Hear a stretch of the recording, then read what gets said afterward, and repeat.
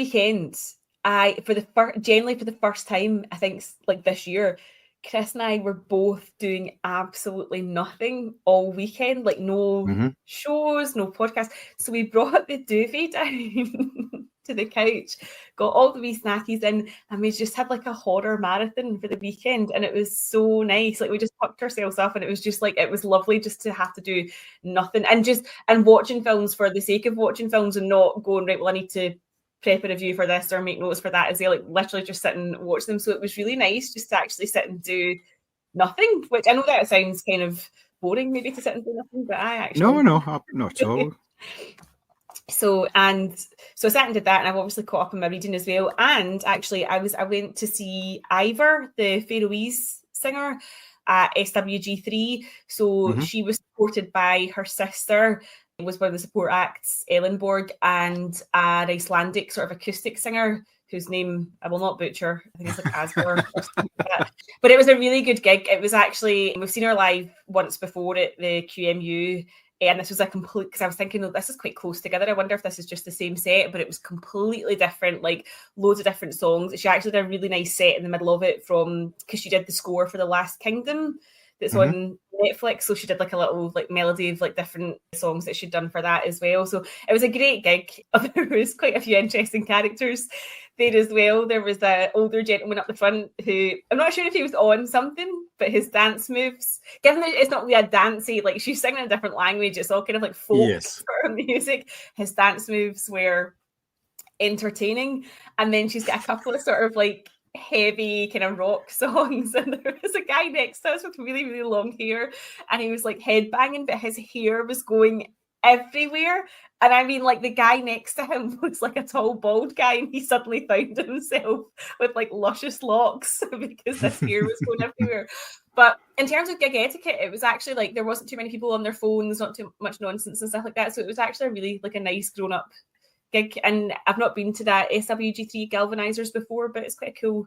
It definitely suited the mood of her kind of set as well. Yeah, it's quite a nice wee venue actually. I think I've only been once a couple of years ago, but yeah, it's good. I like it there. Yeah, nice. Yeah, so that was good. But I mean, apart from that, as I say, I had a couple of reviews to do for Nordic Watch List. The first of which is The New Force, which has just come onto Netflix on Friday, and it's a sort of true story about the first female police officers to join the force in Sweden. So it's set back in the 50s. It's actually a really good story. It's not just about like all women join the police force. There is a murder mystery element to it as well, and there's lots of like sexism, racism, anti sort of working class sentiment like within the police force. So it's a good wee drama. And because I've watched so many of these now, like you start to get a feel for like who these kind of Swedish character actors are as well. So you know that like Jimmy Lindstrom turned up in this and I was like, oh, you're going to be a bastard because you're always a bastard and stuff. And sure as luck, he was. So it's one of these things where I feel like I'm sort of getting to place people now, but that was a good wee watch. And it's kind of competing with the Ed Gein monster thing on Netflix, but it's actually sitting at number 2. So for a Swedish language drama, that's not too bad. And then I had to review A Life's Worth as well, which is coming to Viaplay, which stars Edvin Riding, who's obviously quite a big star in the Nordics. And that's about a Swedish UN peacekeeping force that go to the war in Bosnia. It was brutal to watch. I was crying quite a lot at it. It was quite intense, but I think obviously because he's in it, it will do quite well.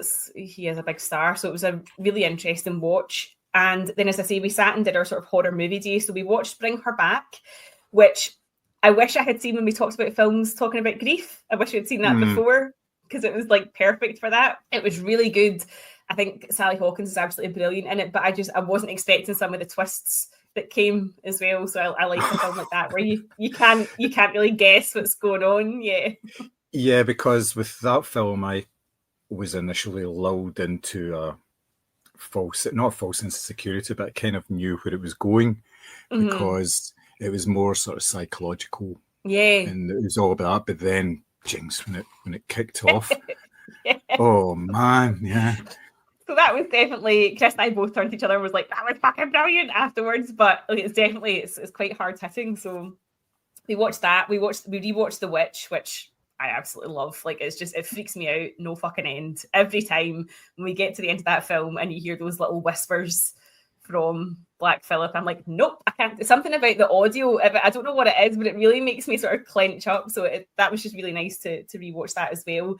I watched Creep for the first time ever, the Mark Duplass film. It's kind of done like a sort of documentary. It's on Amazon. It's basically this guy who says that he's dying of cancer, so he hires a documentarian to come and film his last few days. And I swear to God, I don't know how many times I turned around to Chris and just went, absolutely not. No, we're not doing this. We're not doing this. Because it's a film that Chris and a few of my friends have been asking me to watch for like a number of years. So I finally sat down and watched it. And it's really, like, the ending took my breath away. But it's one of those ones where, having watched it, I'm like, I wonder if Zach Krager has watched this, because there's a few elements of both Barbarian and Weapons that I recognised in that film. So you just kind of wonder if it's something that he's seen. So definitely worth the watch. I also watched The Descent. It's kind of 20th anniversary thing as well. I don't care how many times you've seen that film. The first instance of the crawlers appearing in shot, just, it's not funny, is it? It just makes me absolutely shit myself. So that was a good wee watch. And it makes me really glad that all of my hobbies are sedentary. Like, I'm never going to get stuck in a cave and die, because I just like to read books and watch films. So that was good. We watched Thelma as well, which is a Joachim Trier film about a young woman who starts to realise that when she is angry or distressed, she can alter the universe, essentially, with her body, with like tremors that she gets in her body. A very slow burn, and I would say more of like a psychological drama as opposed to out and out horror, but very, very good and very well acted as well. We then watched Event Horizon, which I had never seen before. Sam Neill in space. So that was really good, because I feel like space horror is perhaps maybe not the most explored horror. I know you've got Alien and all that, but I feel like it's not the most. And I really, really enjoyed the concept of this. Some of the special effects have aged quite poorly, but I think you get wrapped up in the story and you kind of forgive it because you are actually enjoying it. Yeah, I did enjoy Sam Neill's performance in that. That was very good. Yeah. So it was, can you see? Can you see? Yeah. And when he appears with no eyes and you're just like, yeah. So yeah, it's very, very good. And then off the back of that, we watched Aliens, because I have never seen that before. And I genuinely think this might be the closest Chris and I have ever come to getting divorced, because we watched the film and I turned around to him after it and went, "Thought you said that was as good as the first one." Ouch. So I think for me, I was expecting more of the out and out, like, spooky horror tension that the first film gives you, whereas this film is definitely more of like an action film. Oh yeah, it's a complete shift. Yeah, it's not a horror film, it's an action thriller film. That's why a lot of people really like 1 and 2, because they're so different. Yes, I think I was just wanting more of one, basically. And so for the first hour and 20 minutes, I kind of struggled with it. And then for the last hour, once you actually see the alien, and I must admit, the creature design's amazing. There's a couple of shots where it unravels itself and you see the big queen, and like, it was so good for that. But I think, and there's obviously like the famous lines and stuff in it. But I think because I was expecting more out and out horror, it didn't really work for me the way I wanted it to. But yeah, we were this close to divorce after that. And to cap it all off, we watched Ghostwatch. Now, I put a picture of this on my Instagram story, and I had so many people message me saying, "How dare you? That was my childhood trauma." So I didn't know that because Chris has always said to me he watched it when he was 9 with his mum and dad, and he was really scared for about a week afterwards. I didn't know this was just presented on the BBC as like with no context. So it was broadcast live as if it was an actual documentary happening from inside a haunted house with genuine BBC presenters doing the work. I was more than a little bit freaked out by this, I must admit. Going up the stairs that night, I was like, "Chris, you go first and put the lights on," because I was like, no, this has actually quite disturbed me.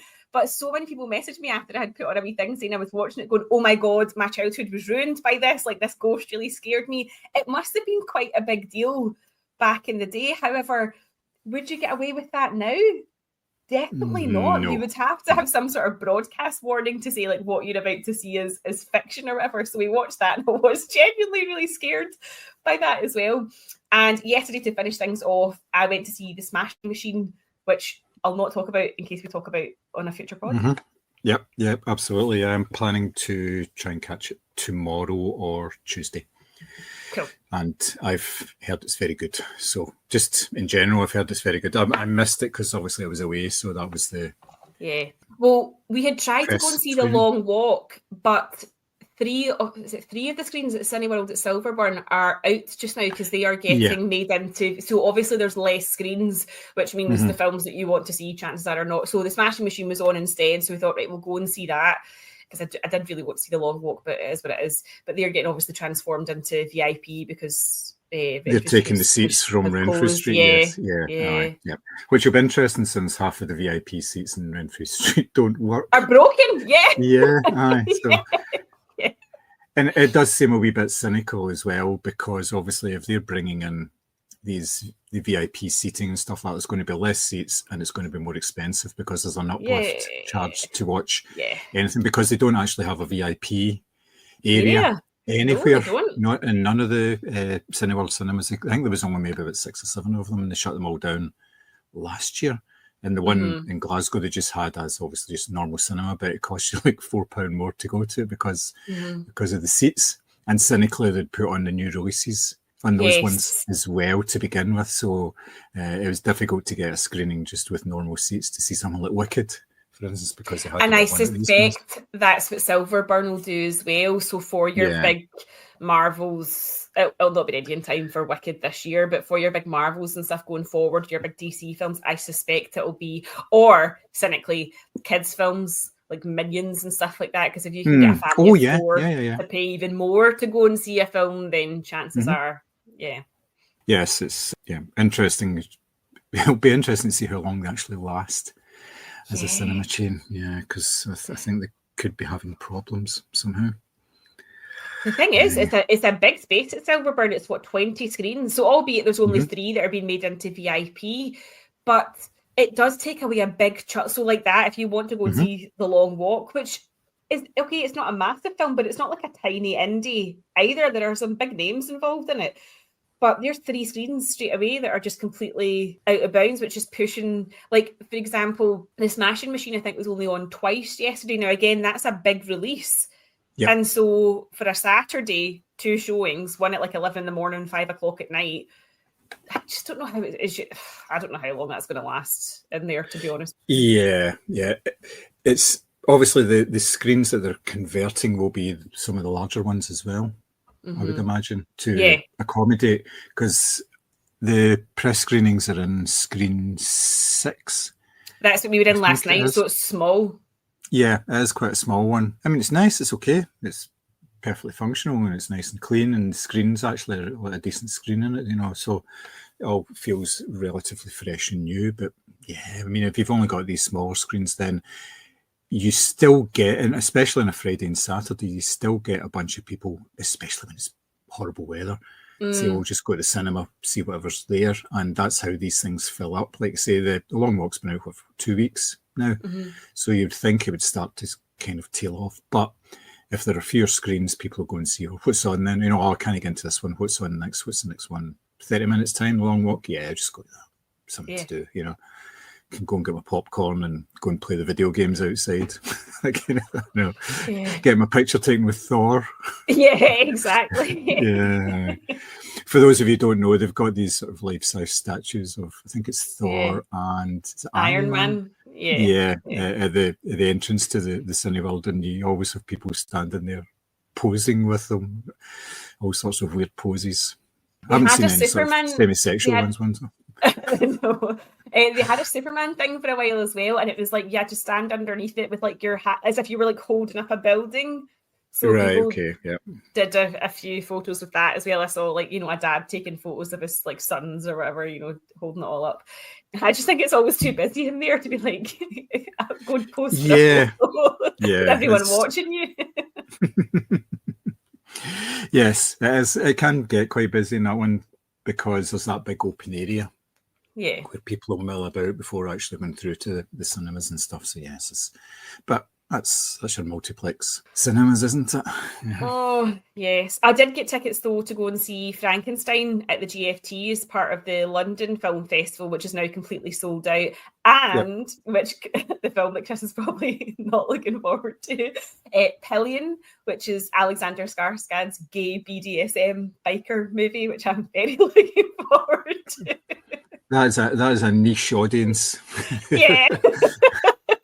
Yeah, me for sure. But I saw the trailer for it this week, and it does look very good. It's like it seems to be like quite funny, but like emotional and charming, and obviously lots of gratuitous Skarsgård body. Nice. Oh, that'd be good. Yeah. So, how many? Do you know of any others that are playing at the GFT? I think there's a number of them, isn't there? There is. There's the Coral, which is the Ralph Fiennes film as well. There is Begonia, the new Yorgos Lanthimos as well. Oh yeah, I've seen some clips from that. That looks good. I like his stuff. I feel like he's very hit or miss for me. Like Dogtooth, I absolutely hated, like genuinely hated. The Lobster, I felt the same about. I was like, I need this film to end. I'm so fucking bored. But Poor Things was excellent. So I'm on the fence. I keep seeing trailers for it, so we maybe end up going to see it. There's a couple of foreign language ones as well, and there's the one with Amir El Majri and Pierce Brosnan, the name I've forgotten, the boxing film. Can't remember I don't know what it's called, but yeah, I remember seeing some stills for somewhere. So they do have quite a lot. Unfortunately, don't have Sentimental Value, which is the film I was really wanting to see, but that comes out in the UK on Boxing Day, so I'll just have to make an attempt to see it over Christmas. But there is a few, but Frankenstein's completely sold out. I know that much. Oh, you would expect that, because that's one of the most talked about films for the sort of tail end of the year. So yeah, that'll be good. Yeah, very excited. What about you? Have you managed to watch much while you've been gallivanting down south? Yeah, watching a few things. I watched The Apartment last night, the Jack Lemmon, Shirley MacLaine film from 1960, I think it is. I didn't realise that it won like Academy Awards and all sorts of stuff. It's a brilliant film. I had listened to a podcast, Film Spotting, where they talked about it as a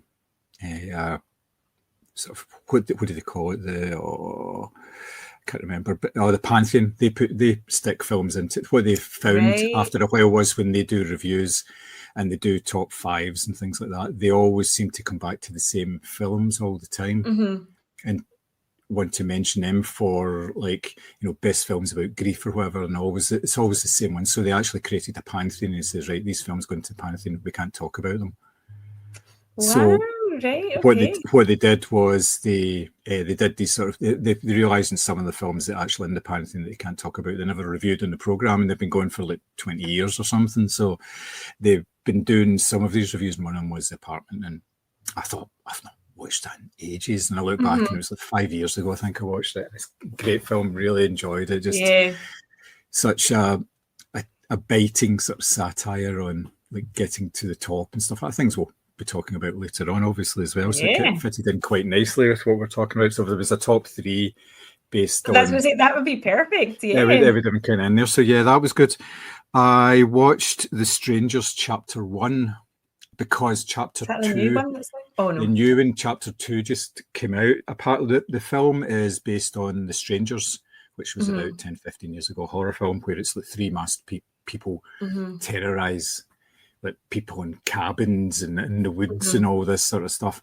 And the original film was quite good. There was a follow-up film which was kind of sort of related to the first one, but this is like a retelling of it. It's in three parts. They filmed the three films all at the same time, and they're releasing them 1 year after another. It's Renee Harlin who is directing it. And I hadn't seen Chapter 1 when it came out of the cinema, but I was supposed to be going to a press day, and Chapter 2 was on, so I thought, better watch Chapter 1. Watch Chapter 1. It was shite. It was so formulaic, and it was just nonsense, and it's just this whole... I've got less and less appreciation for people doing really, really stupid things on screen all the time. So it was just one bad choice after another, which is supposed to lead to tension ramping up. And the fact that the strangers themselves, you don't know if they're actually supernatural, because they're everywhere You know, they seem to anticipate every move and all that kind of thing. But Yeah. it's just, I was just like, no. So I couldn't even be bothered going to see chapter 2 after that. I thought, I can't put myself through that again. That's just nonsense. So that was a bit of a disappointment because I was looking forward to it. You know, I thought, yeah, a nice wee 3-parter that could work out quite nicely. But yeah, and it didn't help that I'd read a wee bit about it, and there was like the lead actress, and she was saying, yeah, sometimes in the morning you'd be filming someone from chapter 1, and then sometimes you'd be filming someone from chapter 3. So that's odd. From that, no, well, that's fair enough. If the locations are the same, they could be doing stuff. Yeah, but it was just in terms of the story. I thought, well, she's going to last until the 3rd film, then, you know, so there's no jeopardy and everything that is happening. So it was like, what's the point? What is that? God, I was just thinking, as an actor, how do you memorize 3 scripts at once? But as you've actually pointed out, it means she lives. Like, what? That's terrible. Oh, God. So, yes, that wasn't particularly good. I watched another film last night, which was a really weird one, called Attack from Space from 1965. It's an American film that's actually a compilation of these short Japanese films. It's like Japanese things. I think it's like they're like 2 stories sort of mashed into one and westernized at the same time. And it's like this really, really cheap science fiction. It's about a race of beings who want to take over the universe, and there's another race of beings who want to stop them. The Emerald Planet, I think it is, and they want to stop them. So they send a man out into space called Starman to protect the Earth. And this is like the lowest budget sci-fi films you could see. Wow. Like he attacks this spaceship at one point, and the spaceship's kind of dangling off of a bit of string. Oh no! Even by 60s standards, it looks particularly bad, and it's really badly dubbed. And on the Emerald Planet, they have this scene where it's like a big sort of council, but nobody speaks because they're obviously speaking in, I don't know, Emeraldese, but they're all wearing these really stupid costumes, and they've decided that some of them are going to have metal for arms, but it's just like metal pipes they've got, and you see them when they're going like this. And so this is the way they're talking about it, and it's just terrible. It's absolutely, but it's quite entertaining. Simmy's logins for something? Like, where did you find this? Well, this was on Talking Pictures TV because they just hoover up like films, like film banks from all over. So they've got this content. A lot of it's British stuff, but they've expanded, and it's all sorts of really sort of low budget stuff that they've got. But this was pretty terrible. And it was all Japanese characters in it, but they all spoke. It was all dubbed over with these weird American accents and stuff like that. So it was very, very cheap. But yeah, I mean, entertaining, I suppose. I also watched The Accidental Tourist. I don't know if you've ever seen that. William Hurt, Kathleen Turner, and Gina Davis. It's about a travel writer and his wife, and they have a tragedy. Their son dies, and their marriage deteriorates because of that. And he writes books for Americans traveling abroad, how they can be American in other countries by going to like American style restaurants and finding places that sell hot dogs, and only taking a case that you can carry, always having a book so that you have a book to read, and it also distracts you from anybody you're sitting near so that they won't actually talk to you and things like that. So it's quite, my life. And of course he meets this free spirit woman who runs a dog kennel, and she trains dogs and stuff, and that's played by Gina Davis. So I mean, this is like from, I think this is mid-80s, I think it is, from what I remember. And it's just a really nice film. Yeah, it was 1988. And it's quite a gentle film, but William Hurt is a complete dick in it because obviously he's moving from one woman to, he goes back to his wife, and it's all seems to be his problems, and he's from this very sort of middle-class white family, and the family are all pretty weird as well. His brothers and his sister are all weird and everything. But Bill Pullman is in it as well. Very sort of early role for him. He's the publisher of the travel books, and he's kind of a quirky character as well. So it's fairly decent. I remember seeing it years and years ago, and I thought, I've got that on DVD, I'll give that a watch. That should be fairly decent. So yes, that was pretty good as well. That was it kind of for sort of film-wise. It's been a wee bit light. TV-wise, I've been watching another Poirot which are always nice there. I've got loads of them to watch. So this one it was all German spies in this one. There wasn't actually a murder in this one for a change. So it was quite good. I watched Black Rabbit, Jude Law TV show. It's only just come out in the last couple of weeks. It's been, I think it was like maybe 2-3 weeks ago.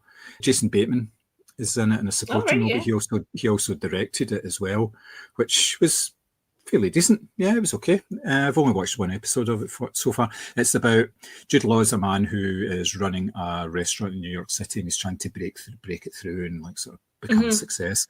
And his brother used to work for him, but his brother's a bit of a fuck up, and he gambles and he gets into trouble with the wrong sort of people, and he's disappeared for a couple of years, and now he's back.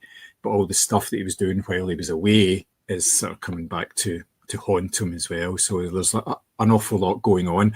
And the first episode starts with a party in the restaurant, and then there's a hold up, and people are getting guns put in their face and all that. And it's kind of like, whoa, that's quite a good way to start it. So, it looks reasonably interesting. I think it's only like 6 episodes or stuff, and I think it will just be a one-off.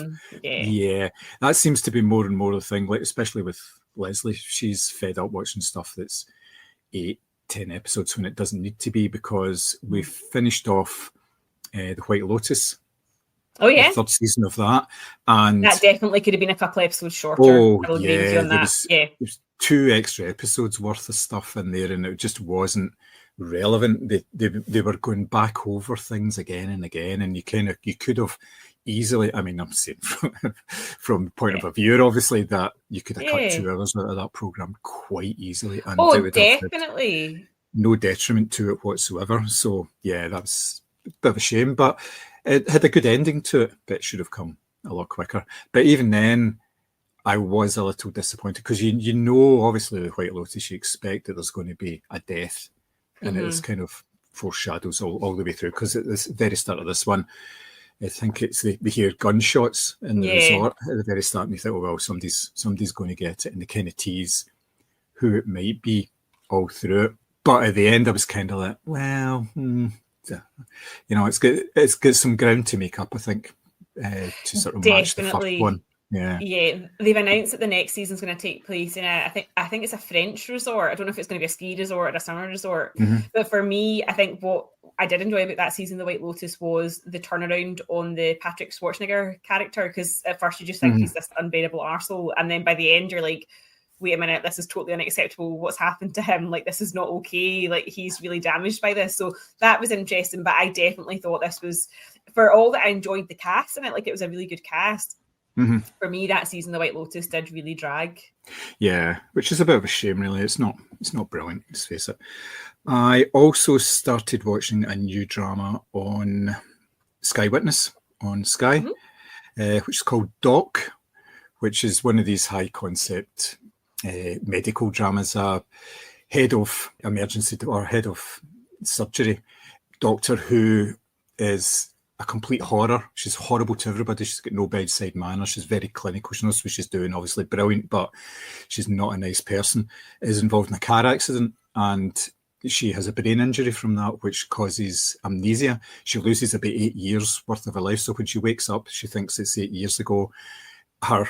It starts to tell the story of why she actually became that way, because obviously if you go back 8 years, she's a completely different person. She's still married, and she's still with her family and everything, and then you get snippets of why she actually came to be the sort of person she is. And that's actually quite a nice, interesting concept, if you could sort of take it back, but everybody else around you was like, well, you were horrible to me then, you were, you did all this, and that. So it's kind of good, because in it allows the main actor in it, who is Molly Parker, who you will have seen in loads of stuff. She's like well known for there's lots of TV stuff she's been in. It gives her the chance to play the same character in 2 different ways. So there's the horror one, the horrible one, not horror one, that's the sort of present day, and now she's playing this sort of nicer version of herself, and everybody around her can't relate to that, because only 2 days or 3 days before she was this horrible person. So you've got that as the sort of main story, and then you've got all the sort of medical dramas. She's wanting to go back and actually be a doctor again and everything like that. So, and obviously it'll be a medical case of the week while she's working through her demons and everything. So that was fairly decent, actually. I've only seen 2 episodes of that. I think it's on weekly. It's only just started, so that should be fairly good. What else? Oh, the last thing I watched was Secret Genius with Hannah Fry. The BBC, it's a BBC documentary. She looks at everyday objects and she goes into the history of them. She goes into the mechanics of them, all the sort of the science behind it.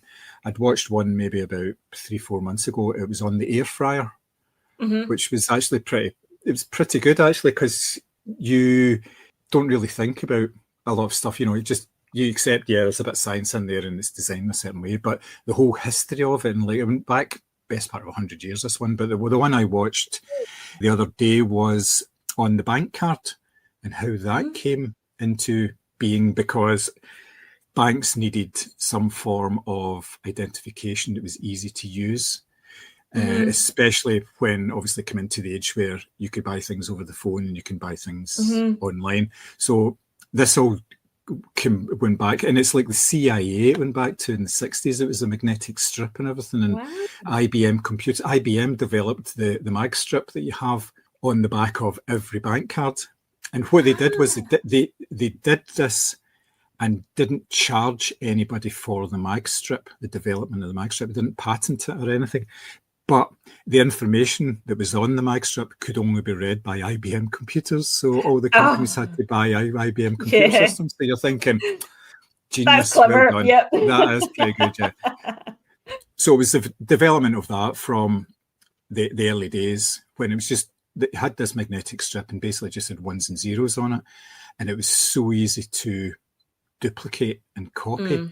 But the banks didn't care because it was the cheapest option for them. They needed something that could be used, and they were willing to accept the fraud and everything until it became too much. At one point, it was more expensive to pay back the money in terms of the work it was involved, all the processing it was involved in order to repay a customer who hadn't used the cards. It was the porn industry.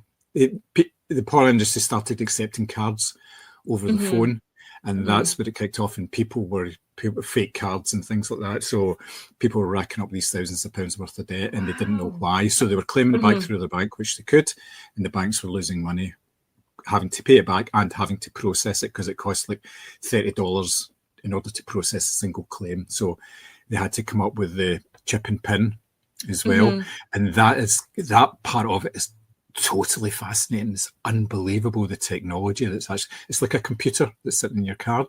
It's really bizarre, because obviously you've just got the wee the chip that sits there, and that's what scans, but inside there's all this copper wire and everything as well. And that again goes back to like sort of Cold War, because in the Cold War there was an instance in Russia where the Soviet government gave the Americans a gift, and it was a carved wooden eagle. It was like a big disc, and it like a sort of embossed eagle on it. And they presented that to the American ambassador in Moscow. And of course they thought, might be a bit dodgy. So they scanned it all and everything for any electrical signals. Nothing at all.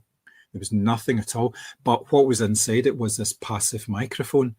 And this was actually the basis for the card technology, before obviously cards actually come out, because the way that it works is if you fire an electrical signal at this passive device, it gives it enough power that it starts working, and then the signal, whatever conversations are going on, they can hear that and actually get it sent back the same way and actually record it. Oh my God, it was a Trojan horse then? Like, oh my God. It was there for 7 years. Stop. Because every time they scanned it, there was nothing there. And it was just, they would fire a signal from outside of the building into that room in order to activate it. And they just kept doing it, and they demonstrated it all as well. Oh, obviously, my God. They demonstrated it, and it worked kind of, but it wasn't using the same sort of level of expertise and the money thrown behind it. But that is what actually uses how that makes your card work as well, because when you put your card near to a reader, it's the reader that sends out an electrical signal, which there's all this copper wire in the card that actually powers up the chip, and then the chip can actually say, yes, I'm wanting to pay for this, and it can check whether you've got the funds and everything. So your card is passive as well. So, and it was really good because they proved it, because they took a card to bits and they actually just used the chip and all the wires and put it and actually paid for a coffee. It was crazy. Wow. It's just, and that's the kind of detail that she goes into. She takes these things to bits and it works, like shows you how it all kind of came about and all, and it's really, really interesting. It's all these day-to-day objects that she's using, and it's totally fascinating. I could just sit and watch these things all day because I love that kind of sciencey stuff.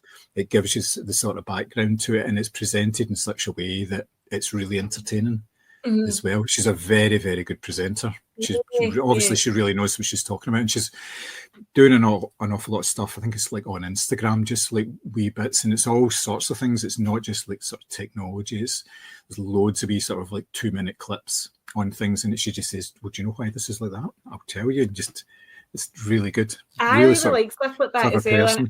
And I like when you can get, as you see, that like kind of historical context to it as well. So like how, and I especially love when like things come about accidentally, because like my favourite thing is like the WD-40. It's called that because there was 39 previous attempts at getting the product. Yeah. Like I love stuff like that you can, there's a wee story behind it. Yes, you tend not to think about these things. You just accept, I mean, I don't even know what WD stands for. Yeah, and well, because we had a wasp's nest in the eaves in the house a couple of weeks ago, I was looking up how to do it on my own, how to fix it, and one of the things they suggest is WD-40. You spray as much of if you can actually get to the wasp's nest, you spray it with WD-40 or wherever they're getting into the building, you spray it, because the wasps then take that in with them and it's poisonous to them. But we ended up getting the guy to come and do it, and it's basically powder stuff. And again, that's kind of fascinating as well, because he just sprays outside with this powder. And at first, the wasps were going fucking mental. There was dozens of them, because they sense there's something that shouldn't be there. Yeah. And they're obviously cautious about going anywhere near it, but they eventually have to, because, the nest is inside, and one of their jobs is to protect the nest. So they all go inside and they all carry this powder stuff in with them, and it kills them all. I mean, within about an hour, it was like, it was like a wasp graveyard on the driveway, because there was all these dead wasps, because it's so effective, so quick, But who come up with that sort of idea that, stuff can be carried? You don't almost have to be like an animal behaviorist to know the patterns of how these animals move in order to understand, well, this is how you could kill them, I guess. Yeah, I suppose if they realise it's sort of it's a hive mind, a hive technology, then you just need to bring something in that's powerful enough to sort of empty it and kill it. So, and they don't come back. That's the thing, because they know not to come back. They'll find somewhere else to go as well. So yeah, it's just interesting. I wonder if that would work on the flag shaggers, because they're definitely all sharing a brain cell. Yeah, well, not while Big Flag is making so much money out of this. That was one of the jokes I had. Like, they were talking about how the government are supporting the British flag industry at the moment.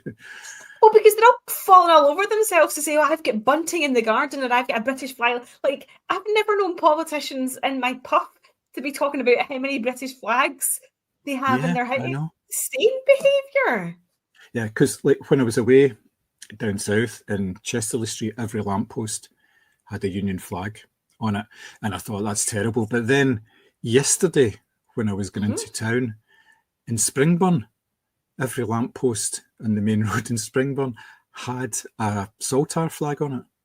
It's just... there was somebody going around putting up Saltires, because a lot of people were saying, like, let's not corrupt.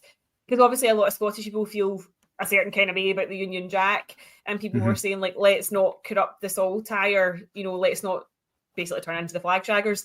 But yeah, you're going to use that from now on, aren't you? No. 100%. Yeah, it's just it's one of these things where, like, why do you think that Nigel Farage or Stephen Yaxley Lennon, to give him his proper name, why do you think that they actually give a tiny, tiny fuck about you and your your life. Like, they don't care that you can't put on your heating or feed your family or whatever. They're just telling you to blame immigrants because they don't want you to look at, for example, how did Nigel Farage's wife afford her second home? You know, the exact same thing that Angela Rayner got fired for. It's all distraction politics. And it just really annoys me that people are, you know, do your own research, do your own thinking, don't fall for what they are feeding you, because it's not the truth. And T ended my TED talk. Well, there was stuff on this morning. I just caught a wee bit of it. It was on, and they were saying how most people aren't concerned about, you know, the boats stopping the boats and all that. They're more concerned with the fact that, you know, it's costing £2-3 for a bag of pasta. You know, exactly. It's the economy. But the politicians are all just focusing on this. And that's one of the reasons why they don't trust politicians, because they're not actually addressing the problems that are affecting most of the people. They care about the plight of these people. And obviously people on both sides of it care about whether these people are coming across or not. And like I said previously, nobody actually wants that to happen. No, everybody wants people to, you know, not do things that are going to endanger their life. Let's face it. Yeah. But most people are more concerned with the fact that they don't have enough money in their pocket to pay for, you know, their heating, especially when it's going into winter and prices are going up again for all the heating and everything. So, and politicians aren't addressing that. All the party political conferences have all been focused on, like, say, flags. That's what it's all about. You know, we'll protect the flag and all this, every single one of them. And it's like, what? It's embarrassing. Or Labour, or we'll give you digital ID cards. Fantastic. Bread's now £4. Do you know what I mean? Yeah, like, exactly. This is the reality of it. Like, they're focusing on, like, these things that they think are like big ticket items that they think are going to get them headlines. Or, you know, Labour this week kept saying, like, you know, we're doing battle with reform. Why is it a party that's supposed to be centre left doing battle with an extreme right? Like, why are you even conflating these two things? It's just, I don't understand it. And meanwhile, you've got the Tangerine Dream across the pond. I don't know if you saw the little clip of, I think it was the presidents of Azerbaijan and Albania. They were caught, like, on a hot mic, basically making fun of him, saying, like, didn't realise we were at war, but somebody else has solved it. Because obviously Azerbaijan and Albania are nowhere fucking near each other, but he claimed he'd stopped that war, like, from ongoing or whatever. And of course, those two presidents were caught basically making fun of him for not knowing where the two countries were and that they were never at war with each other. So, it's just, I'm loath. I understand that I'm speaking from a place of privilege, because if I don't want to watch the TV and see what's happening in the world, that is my right to do so. I can just not turn it on. But I'm very loath to tune in and watch the news or Question Time or whatever it is these days, because it's all a load of shite, basically.